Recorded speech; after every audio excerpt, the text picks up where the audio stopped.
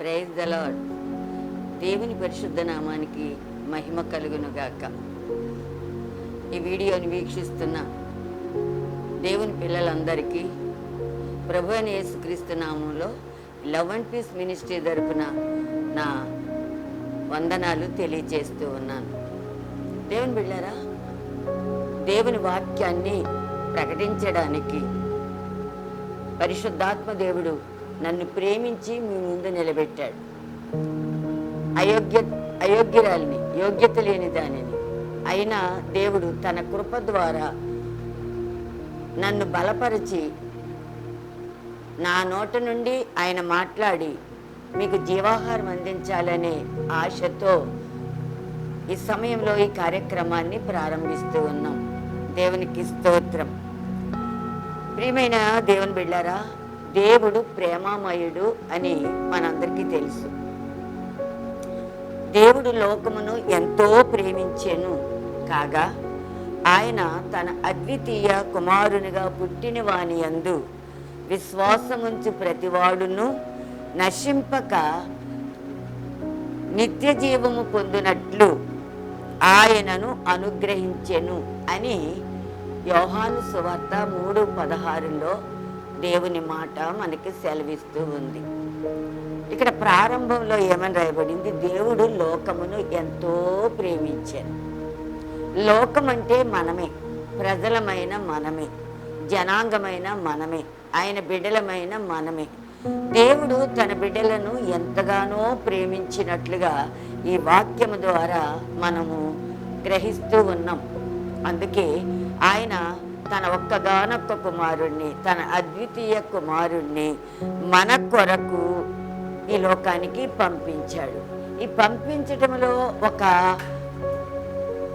ప్రాముఖ్యమైనటువంటి విషయం ఏంటంటే, తన అద్వితీయ కుమారునిగా పుట్టిన వాని యందు ఎవరైతే విశ్వాసము ఉంచుతారో వారు నశింపక నిత్య జీవము పొందినట్లుగా తన కుమారుణ్ణి మన కొరకు ఈ లోకానికి తండ్రి పంపించాడు.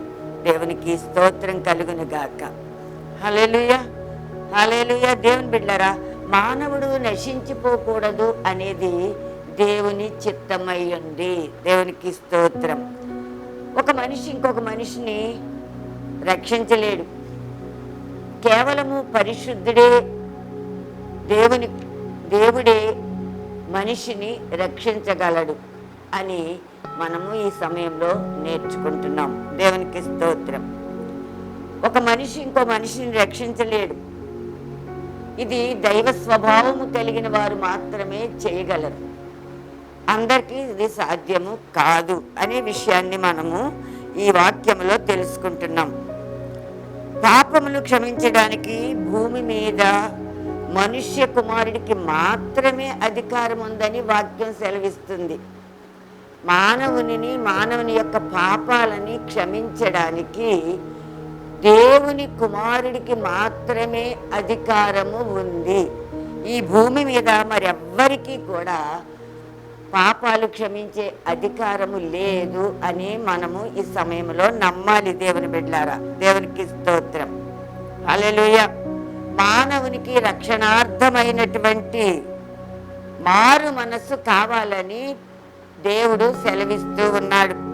2వ కొరింథీయులకు రాసిన పత్రిక 7వ అధ్యాయం 10వ వచనంలో మనం చూస్తే, మానవునికి రక్షణార్థమైన మారు మనస్సు కావాలంట. మారు మనస్సు అంటే ఇప్పుడు ఉన్న మనస్సు కాక మరొక మనస్సు, అదొక నూతనమైన మనస్సు, అది దైవికమైన మనస్సు, అది ఆత్మ సంబంధమైన మనస్సు అయి ఉండాలి. దానిని మనము పొందుకోవాలి. దేవునికి స్తోత్రం కలుగును గాక. హల్లెలూయా. మార్కు సువార్త 16:16 ఈ మాట మనకి సెలవిస్తూ ఉంది. ఏంటంటే, నమ్మి బాప్తిసం పొందిన వారంట రక్షింపబడతారంట. Praise the lord. నమ్మాలి. ఎవరిని నమ్మాలి? మనుషులను నమ్మాలా? పరిస్థితులను నమ్మాలా? మనకున్న ఆస్తిపాస్తులను నమ్మాలా? మనకున్న ఐశ్వర్యాన్ని, మనకున్న అంతస్తుని? దేనిని నమ్మాలి అంటే ప్రభువును నమ్మాలి. దేవుణ్ణి నమ్మాలి.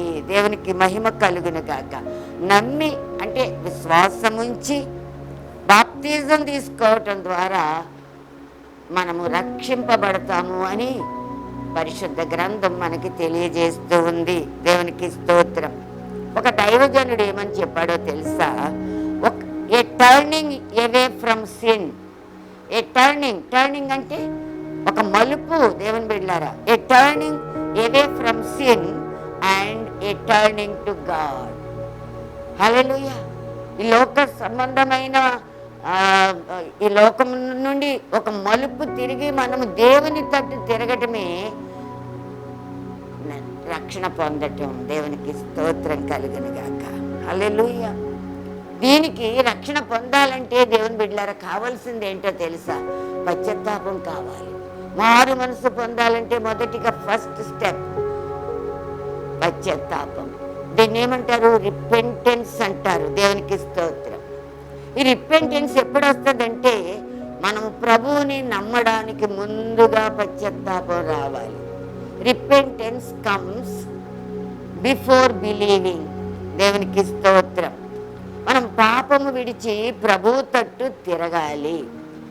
పశ్చాత్తాపము మారు మనసు రక్షణకు ప్రాముఖ్యమైనటువంటి విషయాలుగా పరిశుద్ధ గ్రంథం మనకి తెలియజేస్తూ ఉంది.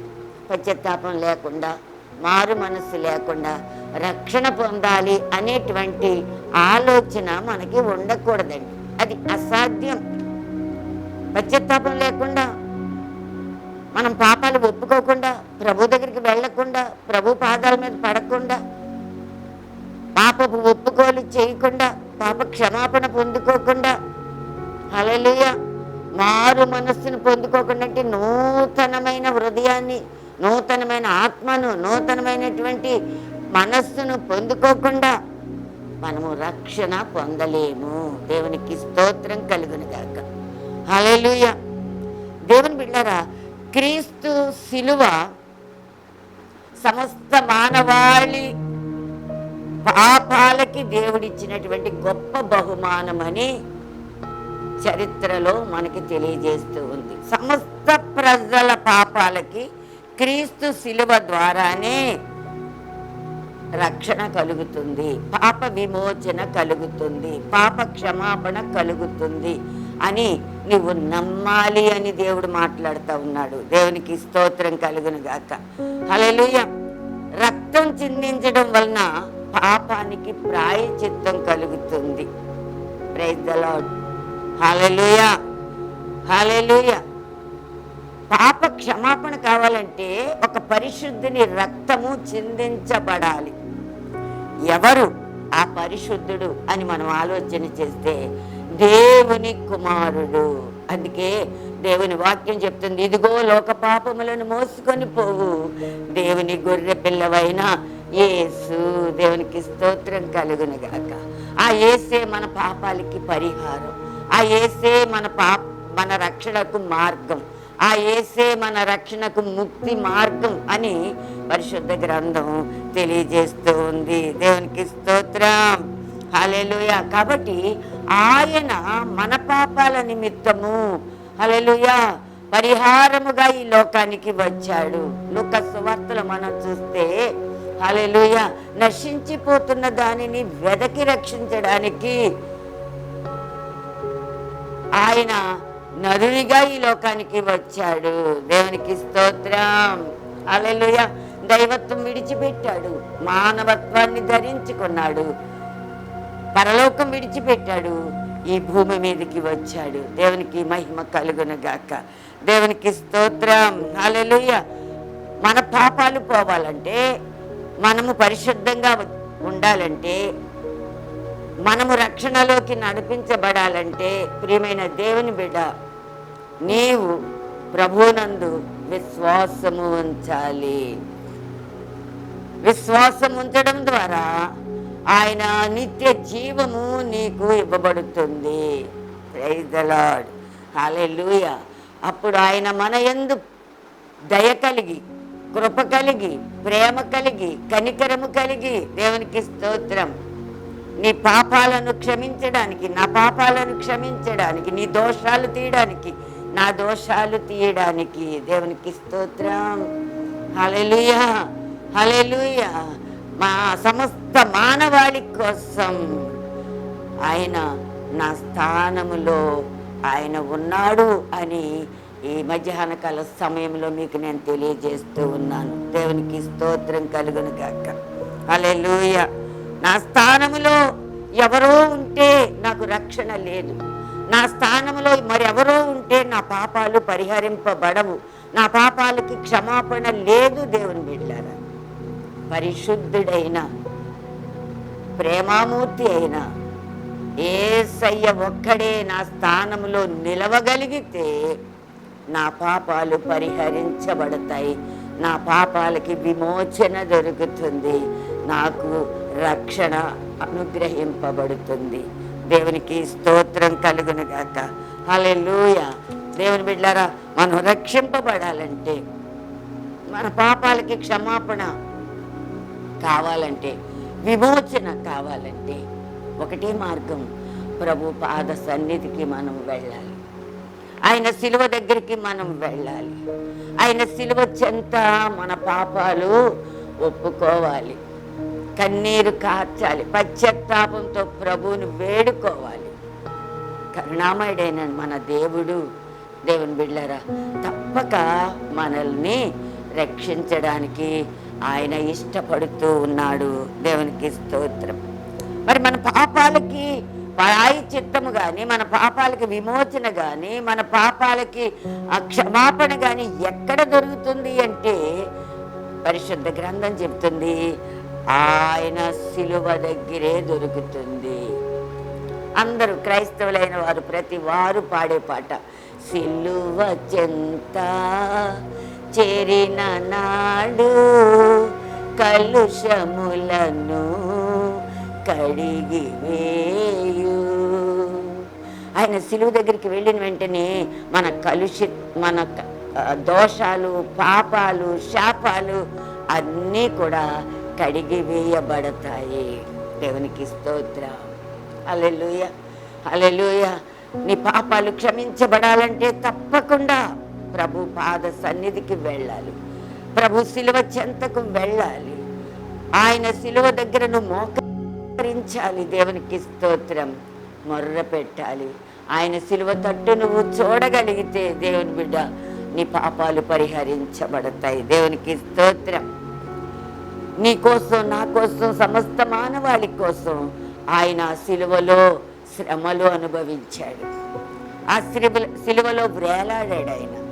ఆ శిలువలో యాగమైపోయాడు. ఆ శిలువలో బలియాగమయ్యాడు. ఆ శిలువలో బలిదానమయ్యాడు. దేవునికి గట్టిగా స్తోత్రం చెబుదామండి. హల్లెలూయా, హల్లెలూయా. సమస్త ప్రజల కొరకు, ఒక్కరి కోసం కాదు, సమస్త ప్రజల కొరకు ఆయన శిలువలో ఏమైపోయాడండి? బలిదానమైపోయాడు. ఎవరైతే విరిగి నలిగిన మన హృదయంతో ఆయన దగ్గరికి వస్తారో, హల్లెలూయా, వారిని ఆయన అంగీకరించేవాడిగా ఉన్నాడు. దేవునికి స్తోత్రం.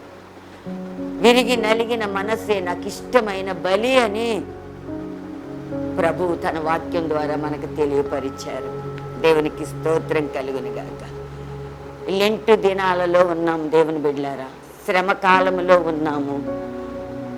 సమస్త మానవాళి కోసం ప్రభువైన యేసుక్రీస్తు హల్లెలూయా పాప పరిహారార్థమై ఆ శిలువలో మన స్థానములో ఆయన ఉండి మనందరి పాప శాపాలను కొట్టివేయడానికి తన రక్తాన్ని కాచి తన ప్రాణాన్ని అర్పించి ఆయన మరణించి, దేవునికి స్తోత్రం, మనకు పాప విమోచన కలుగజేశాడు. Praise the lord. హల్లెలూయా. ఆయనే గనక ప్రాణత్యాగం చేస్తుండకపోతే, ఆయనే గనక తన రక్తాన్ని కార్చుండకపోతే, ఆయనే గనక ప్రాణము మనకి ఇచ్చుండకపోతే, ఆయన మరణించి ఉండకపోతే, దేవుని బిళ్ళరా, మనకి రక్షణ వచ్చేది కాదు. దేవునికి మహిమ కలుగును గాక. హల్లెలూయా. ఆ సిలువ శ్రమలను మనము జ్ఞాపకం చేసుకొని, ప్రభువా నా కోసం, ఈ దీనురాలి కోసం, ఈ పాపి కోసం, ఈ దోషి కోసం నువ్వు ఇంతగా శ్రమ పడ్డావా, ఇన్ని శ్రమలు సహించావా అని ప్రభువుని జ్ఞాపకం చేసుకుని మన పాత జీవితాన్ని విడిచిపెట్టి, మన పాపపు జీవితానికి స్వస్తి చెప్పి, మన గత ఆలోచనలు, తలంపులు, కోరికలు అన్నిటినీ సమాధి చేసి, దేవుని బిడ్డలారా, ఒక నూతన జీవాన్ని పొందుకోవాలని ప్రభువు ఆశపడుతూ ఉన్నాడు. ఎవరు నశించిపోవటం దేవునికి ఇష్టం లేదండి. అందరూ అంతటా రక్షణ పొందాలని ఆయన ఆ సిలువలో మన కొరకు చనిపోయాడు. దేవునికి స్తోత్రం.